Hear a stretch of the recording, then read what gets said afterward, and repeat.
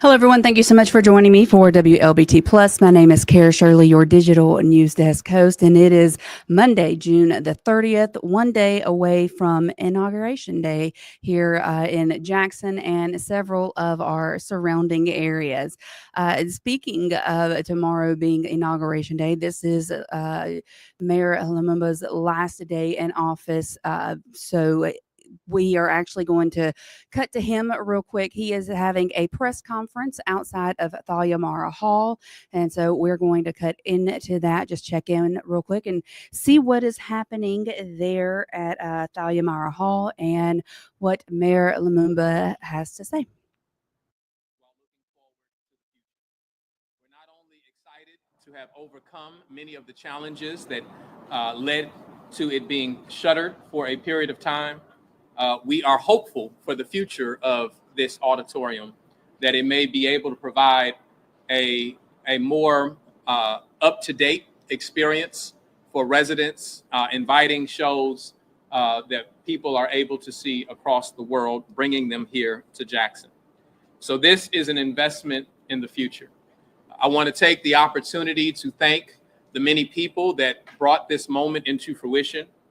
Not only our human and cultural services division and the individuals that work within that department, but also the great work of Mr. Imad Al-Turik and his group that has been working to facilitate and manage the work that has taken place here.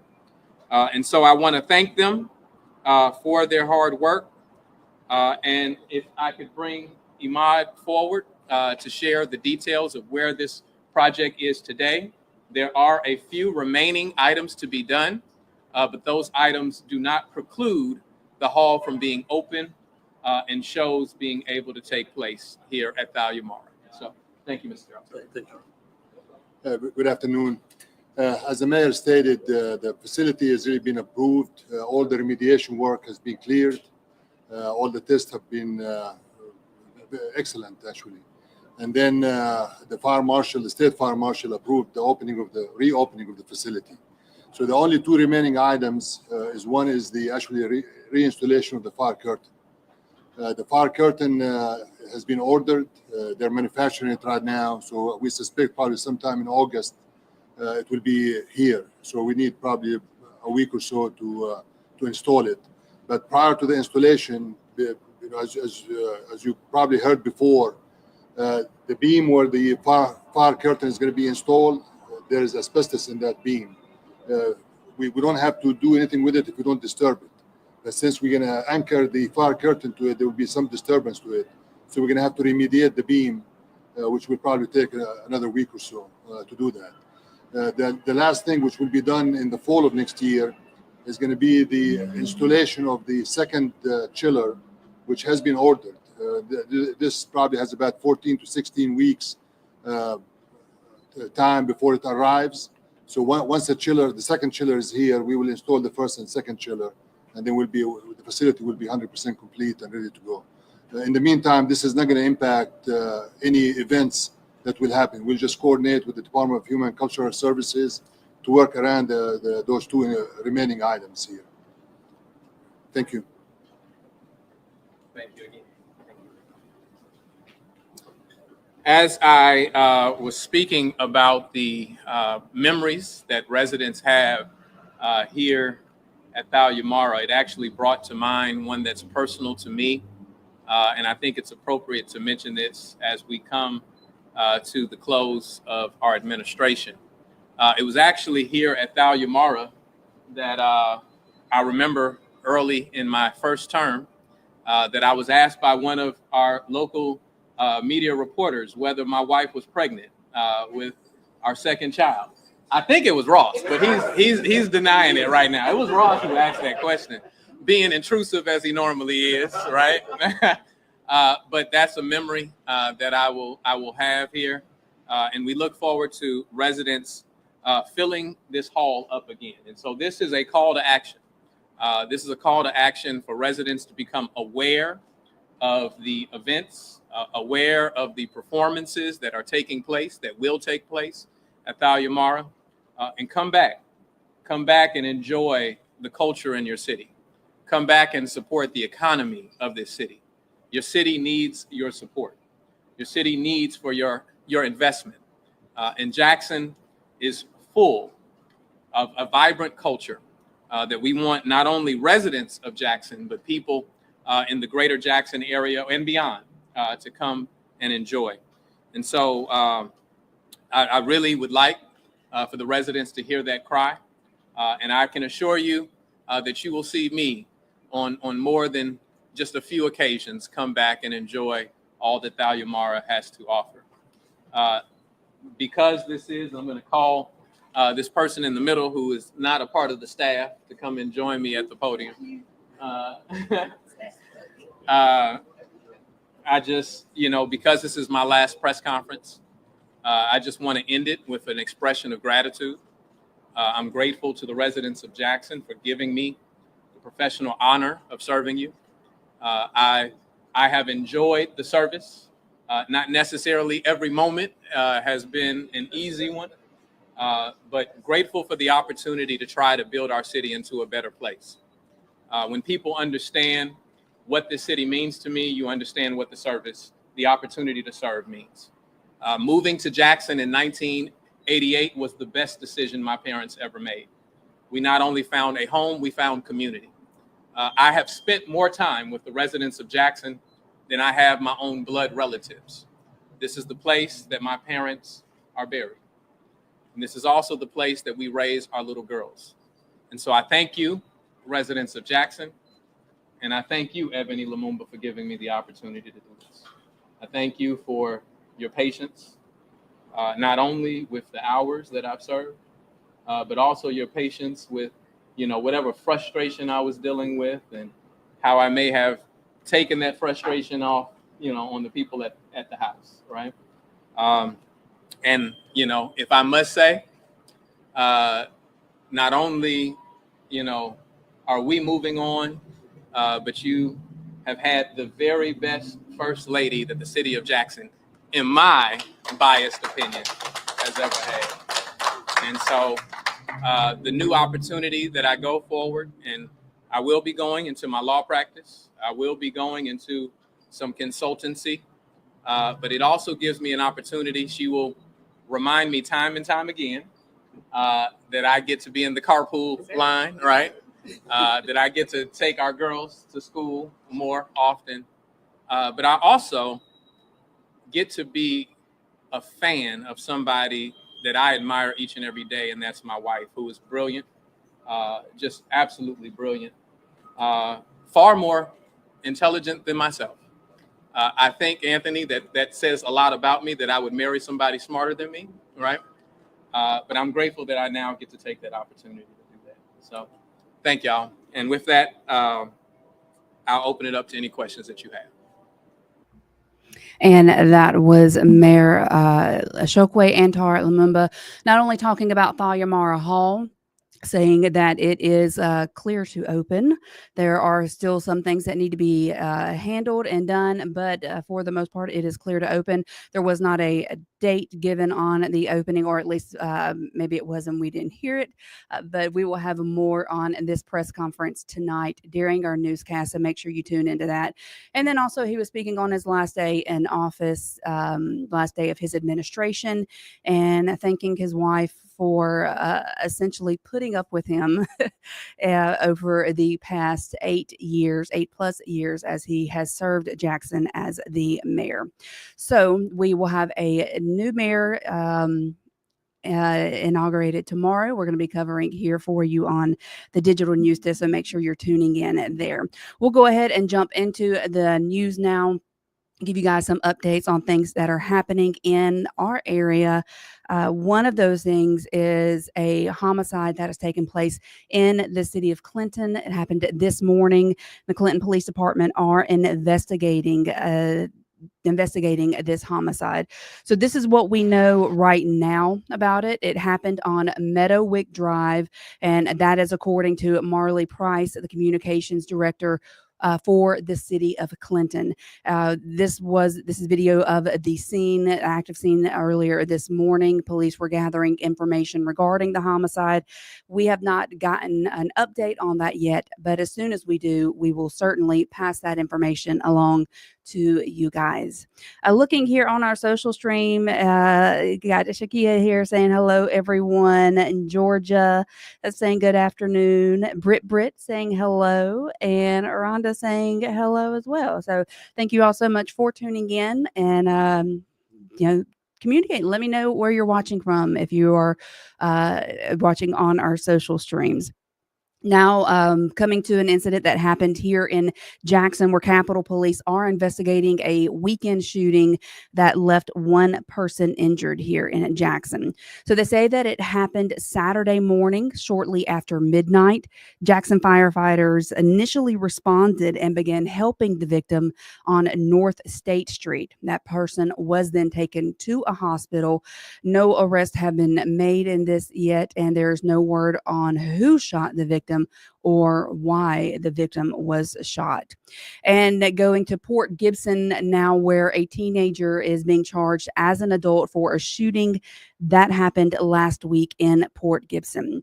15-year-old Byron January, this is him on your screen, is being charged with aggravated assault for a shooting that injured a 15-year-old girl last Wednesday evening on Marginal Street. Two other teens, Orjavian Hill and Ordarian Hill, are charged with accessories after the fact.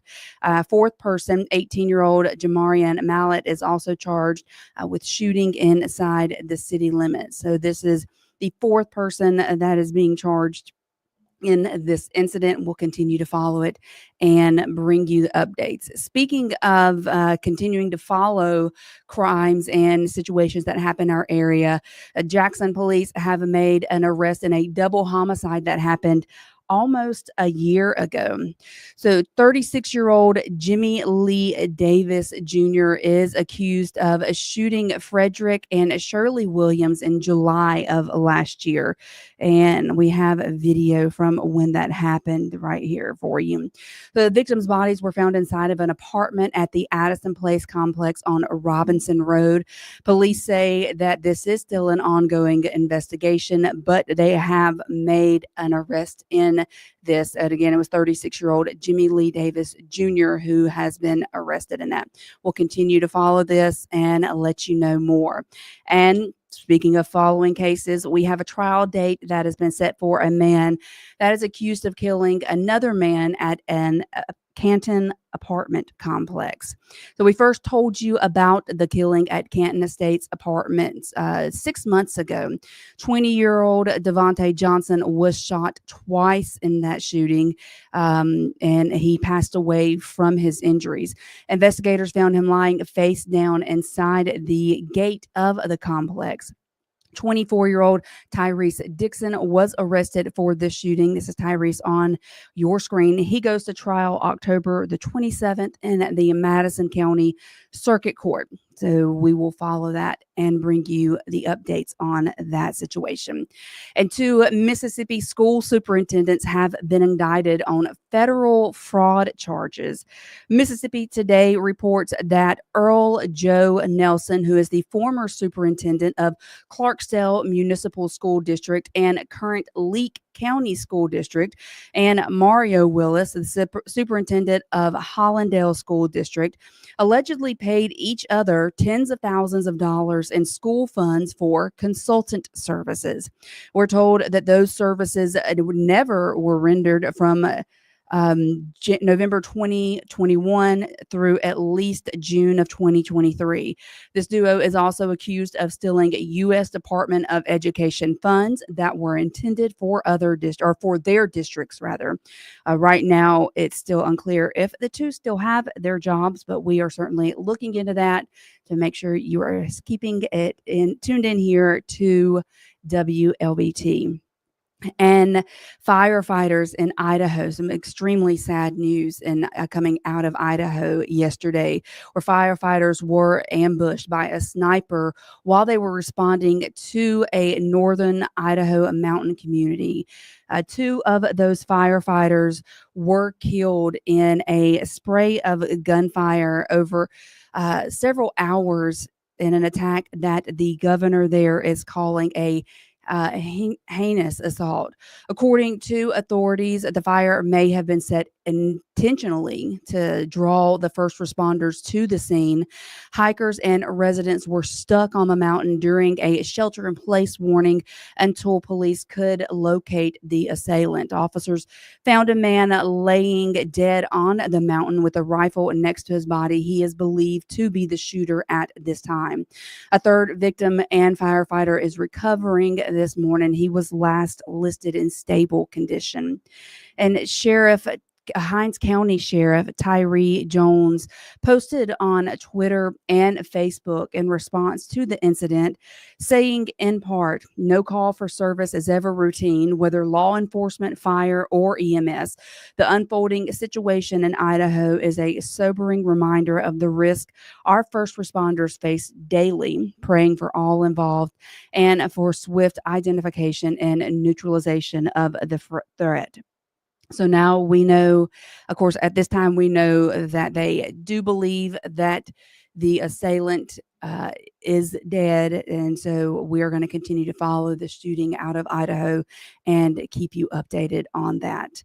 Before we look at our forecast and look at some plans for tomorrow as far as Inauguration Day, let's hear from our sponsors over at Jackson Water. Curious about our water system? Join the Jackson Water Academy to get the inside scoop on our water and sewer operations. 3 sessions, 3 months, and a whole lot of hands-on know-how. You'll even get a behind-the-scenes tour of the O.B. Curtis Water Treatment Plant. So if you're ready to dive in, head to jacksonwater.com/Water Academy or give us a ring at 601-500-5200 to apply. But hurry, spots are going fast. And again, thanks to Jackson Water for sponsoring WLBT Plus.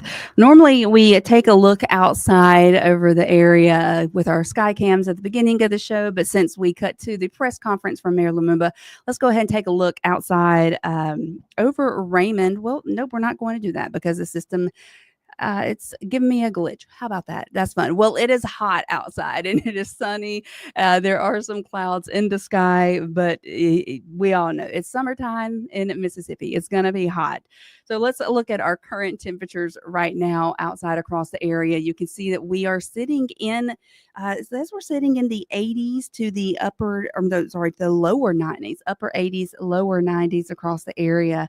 But that heat indices is really in effect as it has been over the past several days. So we're looking at 89 here in Jackson, but it feels like temperature is 99 right now. Heat indices is really up there. We look at our radar. You can see we do have some rain down in Pike and Amite counties, as well as Jefferson, Davis, and Simpson. Scattered showers, which is going to be pretty much what is expected over the next 12 hours until we go into the overnight hours and we drop down to 0%. And the next 7 days, you can see where the rain chances taper off as we get to the weekend. But look at those high temperatures for the coming weekend, 96 degrees, 0% chance of rain, and a 100% chance of hot. So that's summertime in the South for you. We look at Tuesday, Inauguration Day. You see we do have a 40% chance of rain and highs in the low 90s. But our first alert weather team will be here at 2:30. They'll be able to give you a more in-depth look at your forecast. So make sure you are here for them and to listen to them and let them give you the timing. If you plan to be a part of any of the inauguration ceremonies that are happening across the metro area, tune in for our first alert weather team so they can give you that timing on the forecast. Now, let's look at the inauguration ceremonies that are happening around the metro, and several of them happening tomorrow. So you can see we have the Jackson swearing in ceremony of the Jackson Convention Complex that is taking place at 11 o'clock tomorrow morning. We will be covering all of these tomorrow. So stick with WLBT tomorrow for the details on what is happening with Inauguration Day. Then we go where the city of Ridgeland is having theirs at 4 p.m. at City Hall. City of Clinton will have theirs at the Clinton Municipal Courtroom at 5:30, and then 7 p.m. at the Brandon Civic Center is when the city of Brandon will be swearing in their mayor, who actually is incumbent Mayor Butch Lee, but then also their board members and things like that. So stay tuned or tune in to WLBT tomorrow. We're going to be having your inauguration coverage all day, especially here on our digital news desk. So you want to be here for that. And the city of Vicksburg has already sworn in its new mayor and board of aldermen. So Willie Thompson is the city's new mayor after beating longtime mayor George Flaggs. So ahead of that ceremony that happened, Thompson told Three on Your Side that he is eager to team up with the new board and reconnect with the community. He thinks this group of elected officials will help make Vicksburg a bigger and even better place to live, work, and play. We're turning the page. I've been here before. I have 15 years of experience in the city of Vicksburg. I served as alderman here, and I am aware of some of the issues that the city of Vicksburg faces. We have things we have to do with getting our finances in order. We got to address public safety. We got to beautify the city. We got to improve and work with the business community. So we have a lot of initiatives that we are well aware of, but it's time to turn the page and go in a new direction. And we're going to work with the new board that's in place, and we're going to move Vicksburg forward. This is the first time in more than a decade that there has been a new board and a new mayor in the city of Vicksburg. And over the weekend, a new marker was set up to honor the life and legacy of Vicksburg Alderman Michael Mayfield Sr. Mayfield passed away last year in March after a long battle with cancer. The marker is located at the City of Vicksburg Community Development Building. Dozens of people came out for the ceremony to honor the work Mayfield did in his 30 years as an elected official in Vicksburg and Warren County. His son, TJ Mayfield, followed in his footsteps and took over the position that was vacated by his dad. Here is what he hopes people remember most about the man he calls a true leader. More than anything, I want them to live the way he lived. Put the work in, put people first, trust God always, and everything else will be okay. Of course, being an elected official, you're going to get some criticism. You're going to get some people who disagree. But as long as you make the right decisions like he did and stand alone sometime, it's important to do that so people will know you made the right decision and you're happy and confident in yourself to do that. His family decided to make the plaque purple and gold in appreciation to Mayfield's beloved Alcorn State University. And here in Jackson, the Jackson Fire Department is hosting their annual Back to School Supply Drive. So the donations can be dropped off at any one of the 21 fire stations from now through July 24th. Donations can also be dropped off at the Jackson Walmart on Greenway Drive. So those dates are July 2nd, 11th, 18th, and 24th between 11 a.m. and 2 p.m. School supplies will be given out on July 25th at the Central Fire Station. So if you would like to donate to that, these are the dates and locations, and so make sure you help, or not make sure, but think about making back to school a little bit easier for some of the kids here in Jackson. All right. Well, that is going to be it for WLVT Plus. Brought you some updates, and we're going to have more updates in our newscasts and things that have happened today or things that we are looking into and covering. So make sure you tune in to our newscast later tonight. You can watch it on our mobile app on our website, or you can watch it on your smart TV. So download the WLBT app, and you can watch our newscast live. You can watch them on demand, and you can watch a lot more content there on our smart app on your TVs. I will be back tomorrow at 1 o'clock. Our First Alert Weather team will be here at 2:30 today to give you an in-depth look at your forecast. I hope you all have a great day. And if you're having to spend any time outside, remember to stay hydrated, drink plenty of water, and try to find some shade and cool off when you can and as you need to. You guys have a great day, and I will see you tomorrow. Bye-bye.